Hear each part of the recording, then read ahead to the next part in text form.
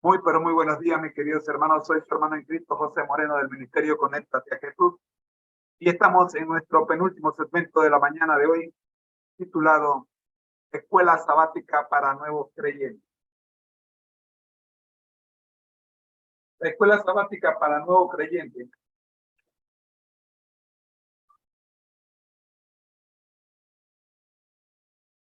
es un proyecto iniciado en el año 2012 por la División Iberoamericana bajo la recomendación y supervisión de la Asociación General. Son 4 folletos.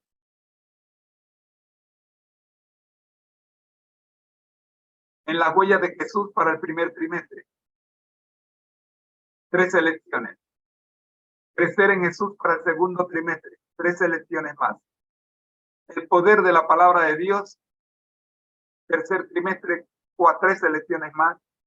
Y el año lo cerramos con el poder de la misión en marcha con Jesús. Esta guía de escuela sabática para nuevos creyentes tiene, según la página 2 del primer trimestre, el siguiente objetivo. Aunque este material será de bendición para cualquier persona que lo estudie, no hemos de pasar por alto que su contenido está especialmente enfocado a fortalecer la vida espiritual de los nuevos creyentes. También reconocemos que estas lecciones fortalecerán a todo aquel que anhela reafirmar su relación con Jesús. Cuando decidimos vivir en sintonía con Jesús, estamos dando los primeros pasos en nuestro camino hacia la semejanza con Él. En nuestro peregrinaje hacia el cielo, hallaremos gozo, sanidad, crecimiento y además el verdadero sentido de nuestra vida. Vamos, sin duda, a ser asediados por tentaciones, sufrimientos y puede que incluso seamos rechazados por familiares o amigos. Al comenzar a andar con Jesús, estamos dando testimonio público de que seguimos a aquel que fue descrito como varón de dolores, experimentado en quebrantos, en Isaías 53:3. Por tanto, al elegir ser discípulos suyos, también nosotros hemos de estar dispuestos a sacrificarnos. Estamos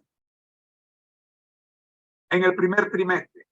La primera lección, el llamamiento de Jesús. En esta primera lección, nosotros vimos el discípulo. Un discípulo es alguien que ha aceptado la promesa de la vida eterna de Jesús y que ha decidido ser como su Señor. Recordemos la palabra, el título Señor, en términos bíblicos, se le atribuye solo a Jehová. En la segunda lección,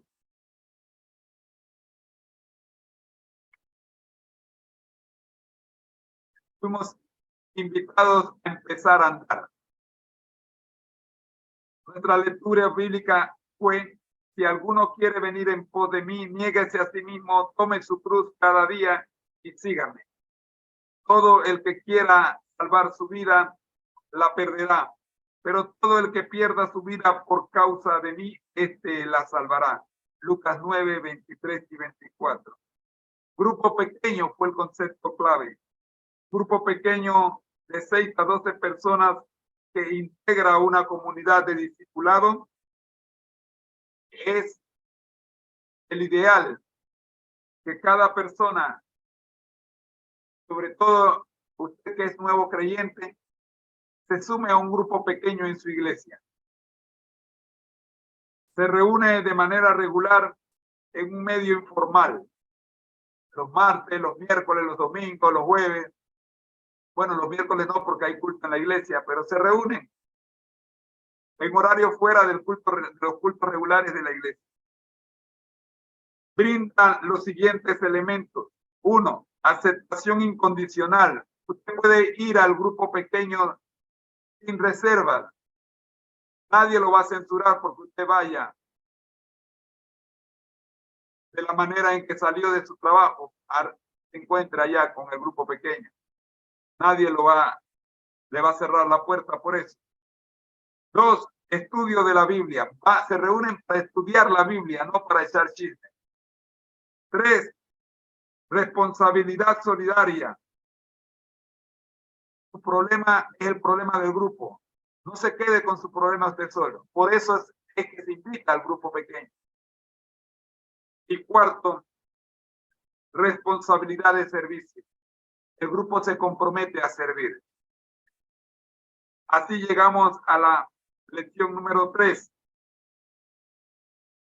en la que se nos invita a conocer a Jesús. ¿Quién es Jesús?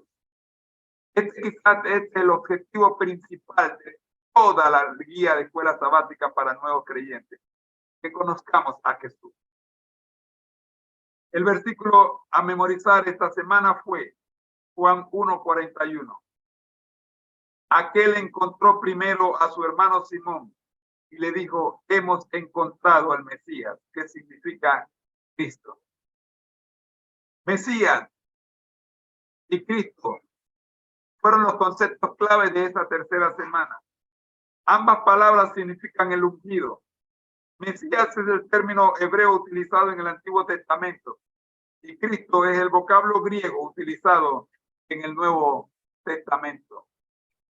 Así, conociendo quién era Jesús, no fue suficiente una semana para conocerlo.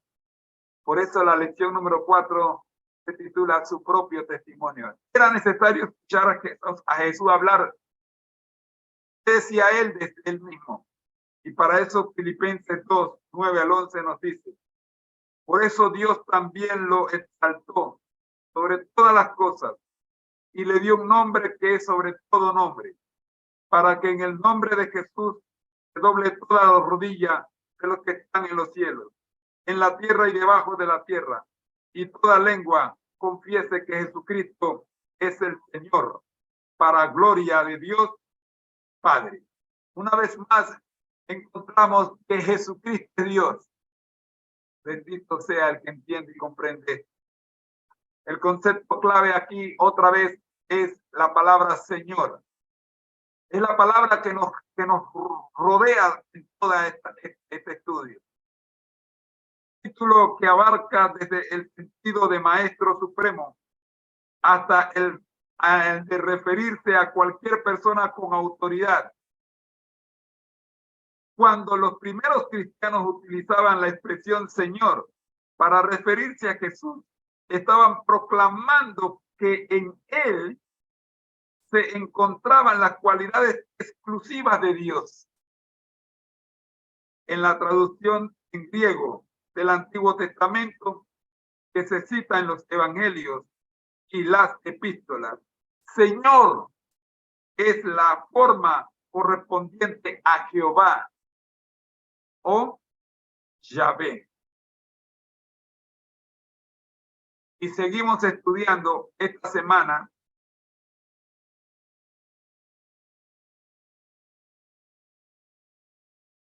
cómo conocer a Jesús, conociendo la obra que él está haciendo. Pero el problema es que nosotros estamos viendo la obra que Jesús está haciendo, pero la estamos viendo al revés. Por eso el título de esta semana se titula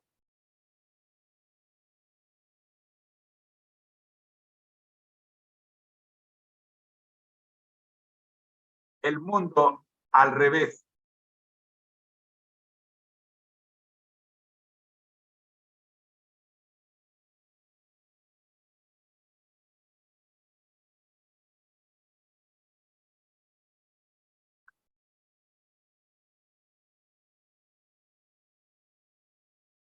¿Por qué el mensaje cristiano va en contra de los parámetros del mundo?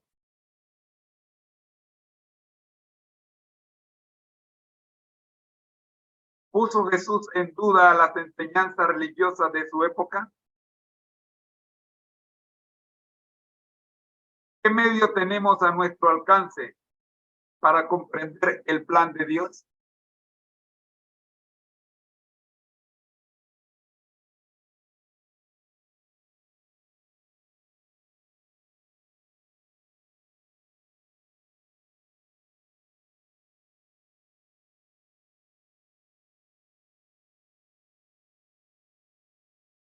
Nuestro versículo para esta semana es Lucas 24-25.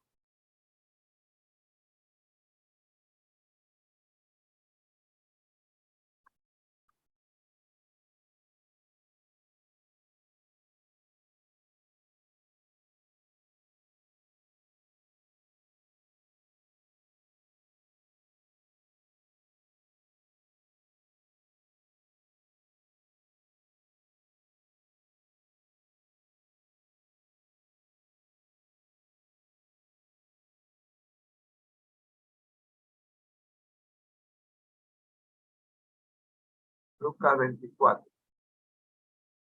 Vamos a compartir pantalla con ustedes.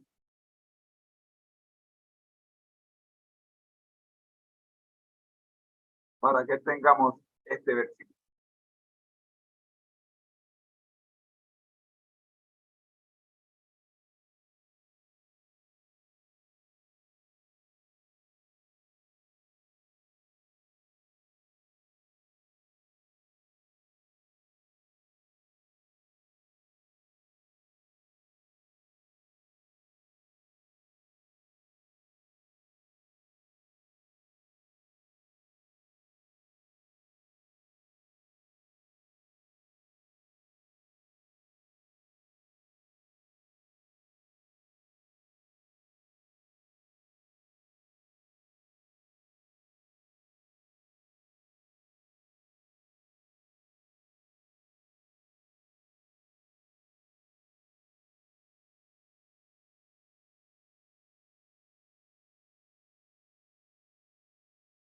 Aquí está.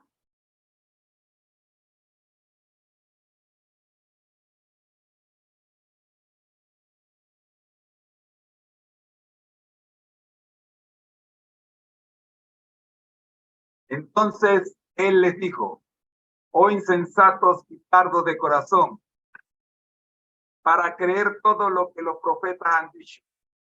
¿No era necesario que el Cristo padeciera estas cosas y que entrara en su gloria?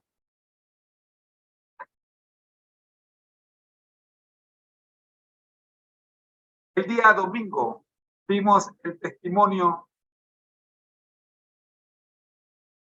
de la semana, rompiendo barreras. Es el concepto clave de la semana. El evangelio de Cristo supera los prejuicios sociales. Así como le presentó el mensaje de salvación a un respetado erudito, también se lo presentó a una mujer de dudosa reputación. El mensaje de Jesús puede derribar las barreras culturales, técnicas, sociales, económicas y, por supuesto, espirituales. Tenemos el testimonio de un joven que la palabra de Dios lo guió a Jesús. Él dice: me sentí que me encontraba muy lejos de Dios, a pesar de que daba clases en una escuela cristiana. Pero Dios deseaba un cambio para mi vida. Jesús continuó buscándome a pesar de mi letargo espiritual. Y lo mejor de todo es que Jesús me halló, yo le hallé a él. Sigue diciendo en su testimonio: todo cambió cuando leí la historia de alguien que había encontrado a Dios en la Universidad de Harvard. Su testimonio me motivó intensamente.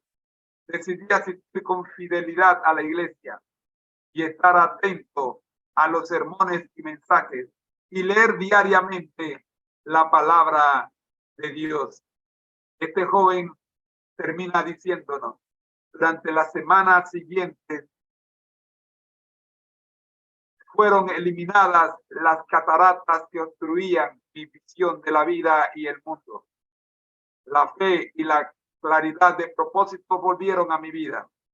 Finalmente reconocí que solo Dios puede otorgarle sentido y dirección a nuestra vida. El día lunes vimos Jesús y Nicodemo.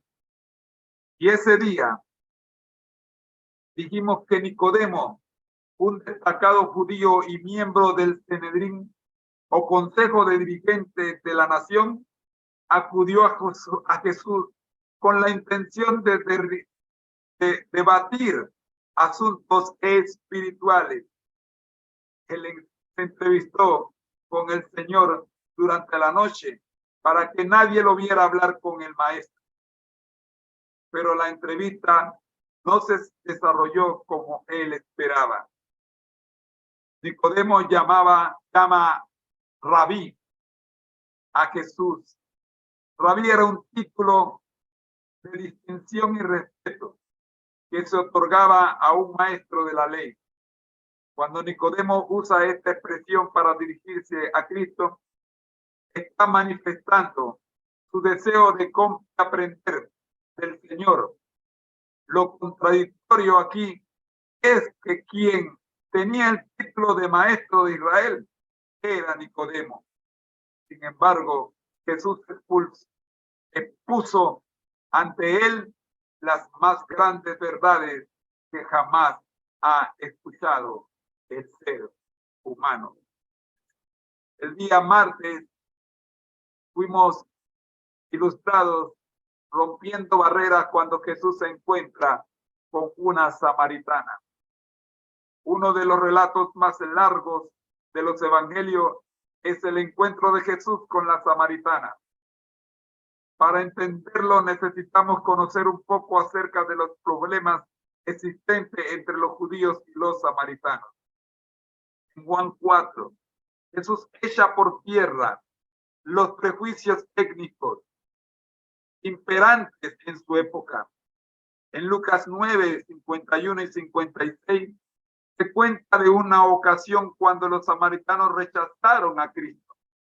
Los samaritanos se habían apartado de los preceptos divinos debido a las influencias paganas y los judíos los tenían como gente impura e indigna, además de hipócritas.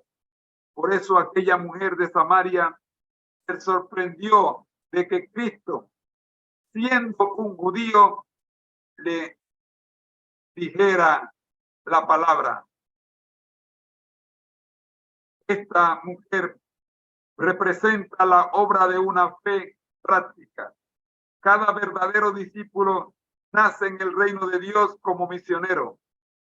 El que bebe el agua viva llega a ser una fuente de vida. El que la reciba llega a ser un dador. El deseado de toda la gente es capítulo 19, la página 171. El día miércoles estudiamos, pero yo os digo, los fariseos constituían un grupo religioso muy estricto y hostil a Jesús y a sus enseñanzas. Ellos creían que Jesús estaba socavando la ley de Moisés.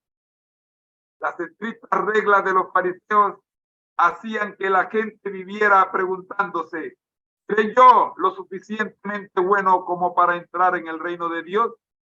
Jesús comenzó su ministerio con el mensaje arrepentidos, porque el reino de Dios se ha acercado. Mateo 4, 17. En el sermón del monte que abarca los capítulos 5 al 7 del Evangelio de Mateo, Jesús explicó la naturaleza de su reino. Los discípulos y la multitud escuchaban maravillados aquellas palabras que contradecían las enseñanzas de los dirigentes religiosos. Jesús estaba llevando a cabo un cambio radical respecto a lo que la gente conocía hasta ese momento. Ustedes oyeron, dice Jesús en Mateo 5:21, en Mateo 5:27, en Mateo 5:38 y en Mateo 5:43. Pero yo os digo, dice en Mateo 5:22, en Mateo 5:28, en Mateo 5:39 y en Mateo 5:44. El día jueves, o sea, ayer, estudiamos de la tristeza al gozo y nos gozamos cuando vimos lo que Jesús hizo con aquellos dos discípulos que estaban tristes camino a Damasco, porque la esperanza de su corazón había sido crucificada y enterrada. Así tenían ellos toda su esperanza enterrada, a pesar de que habían recibido la noticia de que había resucitado. Para ellos todavía seguía enterrado. Pero esa esperanza caminó con ellos y les refirió lo que las escrituras decían de él desde el principio hasta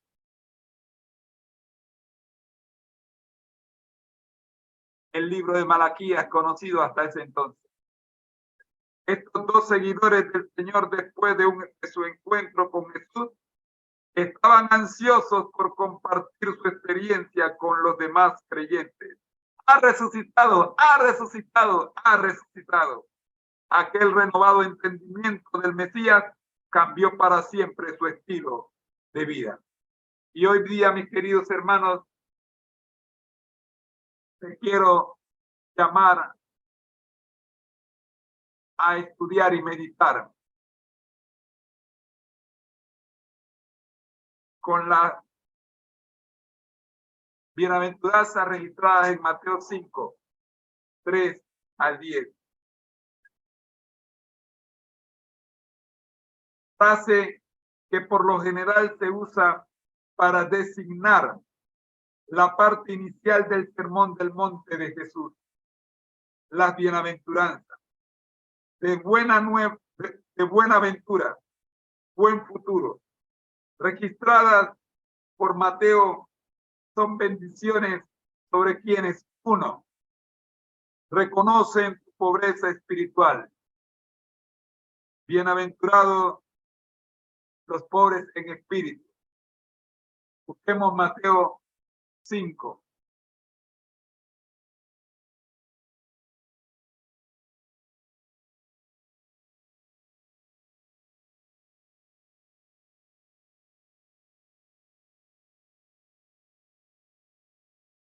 Conocido como el Sermón del Monte. Viendo la multitud, subió al monte y se sentó. Se le acercaron sus discípulos y él, abriendo su boca, les enseñaba diciendo: bienaventurados los pobres en espíritu, porque de ellos es el reino de los cielos. Bienaventurados los que lloran, porque recibirán consolación. Bienaventurados los mansos, porque recibirán la tierra por heredad. Bienaventurados los que tienen hambre y sed de justicia, porque serán saciados. Bienaventurados los misericordiosos, porque alcanzarán misericordia. Bienaventurados los de limpio corazón, porque verán a Dios. Bienaventurados los pacificadores, porque serán llamados hijos de Dios. Bienaventurados los que padecen persecución por causa de mi justicia, porque de ellos es el reino de los cielos. Y bienaventurados seréis cuando por mi causa os insulten, os persigan o digan toda clase de mal contra vosotros mintiendo. Gozaos y alegraos, porque vuestra recompensa es grande en los cielos, pues así persiguieron a los profetas que vinieron antes de vosotros. Cuando leemos las bienaventuranzas, ¿qué vemos? En primer lugar, vemos bendiciones sobre quienes reconocen su pobreza espiritual. Vemos bendiciones sobre quienes lloran. Vemos bendiciones sobre los que son mansos. Vemos bendiciones sobre quienes desean la justicia, así como alguien sediento y hambriento que quiere agua y comida. Vemos bendiciones sobre quienes son misericordiosos. Vemos bendiciones sobre los quienes son limpios de corazón, cuyos pensamientos y motivos están dirigidos hacia el cielo. Vemos bendiciones sobre los que promueven la paz. Y finalmente, más no menos importante, vemos bendiciones sobre quienes son perseguidos y maltratados por causa de Cristo. Diccionario Bíblico Adventista, página 171. Mis queridos hermanos, que estas bienaventuranzas y este estudio de la lección de escuela sabática para nuevos creyentes sea para usted de gran importancia, aunque no sea un nuevo creyente.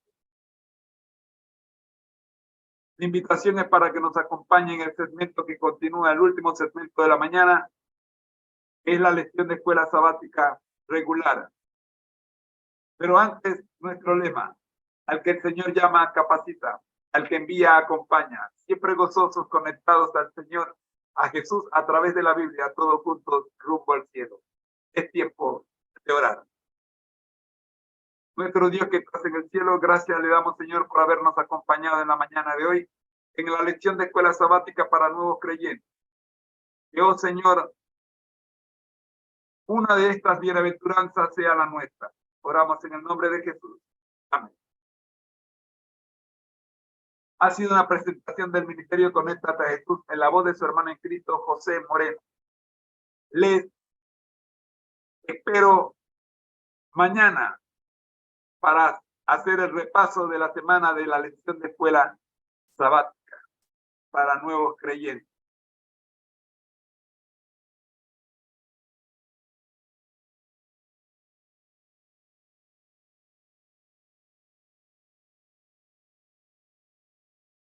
Ha sido una presentación del Ministerio Conéctate a Jesús en la voz de su hermano en Cristo, José Moreno. Bendiciones.